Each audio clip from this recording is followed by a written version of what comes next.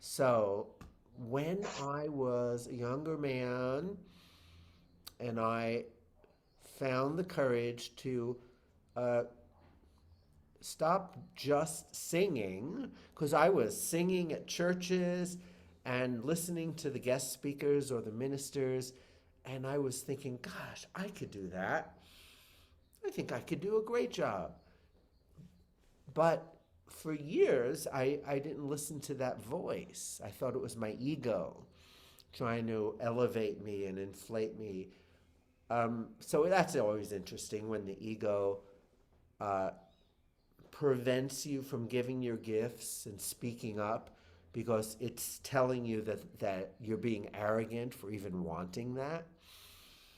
So the ego, it loves to masquerade as the truth. It loves to kind of quote scripture. I think somebody said the devil quotes scripture. So the ego loves that. It loves to take passages from A Course in Miracles and make you wrong for being the light of the world. So that's what was happening. I kept making myself wrong for wanting to speak at churches. Eventually, I got over it. And one day I was driving to a church to speak and sing, and I noticed there was a speck of dust on my, it seemed like dust on my white pants. So I went to scrape it off, and it was an oil streak or something, and I made it worse. So the more I tried to make it go away, the more worse it got. You can relate, huh? So what did I do? I freaked out. First, I made God wrong. Damn it, how could I go to the church like this? Look at this. How could you make blah, blah. Then I made myself wrong. Scott, you stupid klutz. When are you going to learn to be more conscious about these things? And eventually I said, you know what? That's my ego. Thank you for sharing, but we have 10 more minutes left. Do I want to make this such a big deal? So I let it go. Now, very often in the past, it has taken me 20 minutes, 20 days, 10 years of therapy to let something go. But in this case, I just sort of let it go. And I asked myself, why? How was that so easy? And the answer was, I knew I was on my way to church and that it was not on purpose to keep this in my consciousness, to keep stressing out. I was on my way to church. There was something about it that made it important enough for me to let go of the pettiness.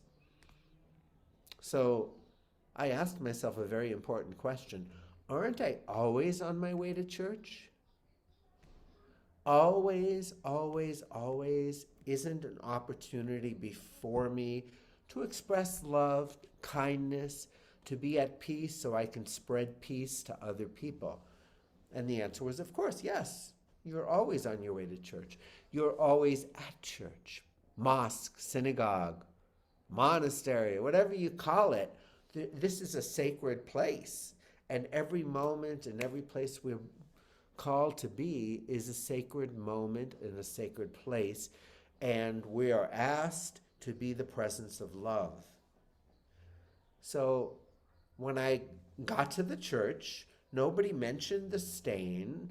I kind of forgot about it, but then when I went to speak, well, I remembered it. And I decided to put it in my what do you call it? Not eulogy. What's the word? My sermon, all right? My talk. So I said, I have this stain on my pants. I want to tell you about it. And I used it as a teaching example of how very often when we try to make something go away, it makes it worse. And also how much I was making myself wrong, how much I was thinking that it was going to get in the way of my message.